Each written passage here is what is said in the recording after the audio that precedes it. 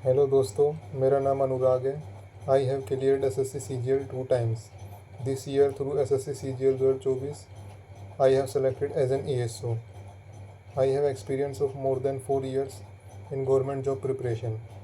In past I have cleared many competitive exams, जिसकी detail मैं आपको किसी और वीडियो में बता दूंगा। Let's come to the main point of this video, book list for SSC CGL. SSC में 4 सब्जेक्ट आते हैं: मैथ, रीजनिंग, इंग्लिश, जीके।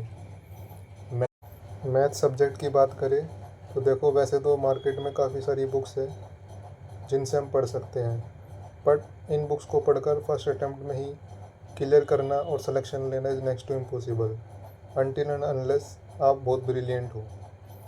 इसलिए मैंने जो किया था, मैंने topic wise arithmetic plus advance in दोनों को डिस्ट्रीब्यूट करके डिफरेंट सोर्सेज से कॉन्सेप्ट क्लियर करे थे और सेल्फ नोट्स बनाए थे। एक बार अगर आपके कॉन्सेप्ट क्लियर हो गए तो आप फिर प्रीवियस ईयर क्वेश्चंस लगा सकते हैं। प्रीवियस ईयर क्वेश्चंस के लिए आप पिनेकल या फिर किरण की बुक रेफ़र कर सकते हैं। अब बात करते हैं इंग्लिश सेक्शन की। इंग्लिश सेक्शन को हम 3 पार्ट्स में डिवाइड कर सकते हैं: reading comprehension, vocab and grammar. Reading comprehension के लिए आप कोई भी न्यूज़पेपर से आर्टिकल या एडिटोरियल पढ़ सकते हैं। जैसे मैं द हिंदू न्यूज़पेपर से एडिटोरियल पढ़ता था। इससे मेरी एक तो रीडिंग की हैबिट डेवलप हो गई थी, और जो भी उसमें वर्ड्स आते थे, रिसेंट नए वर्ड्स आते थे, उनको मैं एक नोटबुक में लिख लेता था और उनके मीनिंग में गूगल कर लेता था। इस तरह से मेरे पे वोकैब का एक अच्छा खासा डाटाबेस क्रिएट हो गया था। क्योंकि क्या है कि एसएससी अब आजकल प्रीवियस ईयर वोकैब कम पूछता है, रिसेंट वर्ड ज़्यादा पूछता है। तो मैंने जो नोट्स बनाए थे वोकैब के, वो मेरे को काफ़ी बेनिफिशियल हुए। बाकी रीडिंग वो ग्रामर के लिए मैंने टॉपिक वाइज डिफरेंट टीचर से और डिफरेंट सोर्सेज से मैंने अपने सेल्फ नोट्स बनाए थे। उनको करने के बाद फिर मैंने प्रीवियस ईयर क्वेश्चंस लगाए थे। क्योंकि एक बार अगर सभी टॉपिक आपको क्लियर हो गए और आपने एक बार अच्छे से प्रीवियस ईयर क्वेश्चन की प्रैक्टिस कर ली, तो आप एक अच्छा स्कोर कर सकते हैं इंग्लिश में। अब बात करते हैं जीके सेक्शन की। देखो, अगर जो इंग्लिश मीडियम वाले स्टूडेंट्स हैं, वो परमार सर के लेक्चर यूट्यूब पे देख सकते हैं और उनके नोट्स बना सकते हैं। और जो हिंदी मीडियम में जीके पढ़ते हैं, वो नवीन सर के लेक्चर यूट्यूब पे देख सकते हैं और उनके नोट्स बना सकते हैं। मैंने अपने खुद के सेल्फ नोट्स बनाए थे और उनको बार बार मैं रिवीजन करता था। देखो, 100% जीके कोई कवर नहीं कर सकता, क्योंकि एसएससी का हर साल कोई ना कोई ऐसा क्वेश्चन ले आता है जो किसी को भी आंसर देना मुश्किल हो जाता है। लेकिन फिर भी अगर हम एफ़र्ट करें तो 85 से 95% तक हम कवर कर सकते हैं।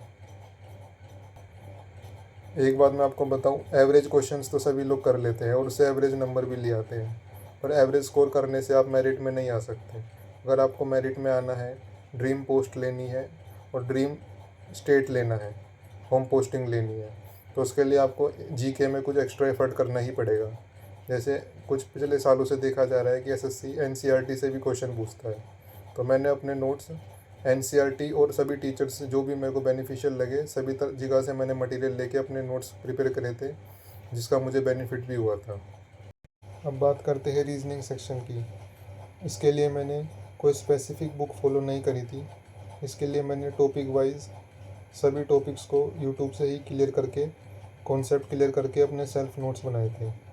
एक बार आपके पास नोट्स बन गए और आप उनको अच्छे से समझ गए, तो उसके बाद आपको प्रीवियस ईयर क्वेश्चन लगाने हैं।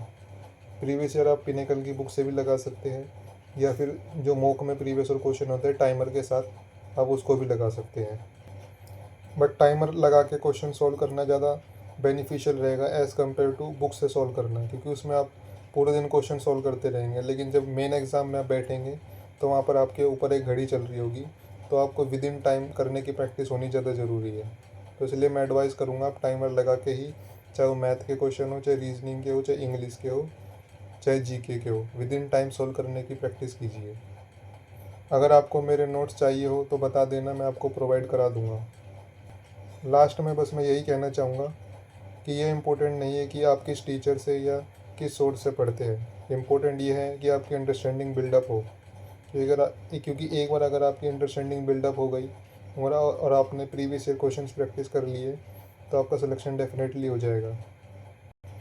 वीडियो अच्छा लगा हो तो लाइक शेयर सब्सक्राइब कर देना। Thank you.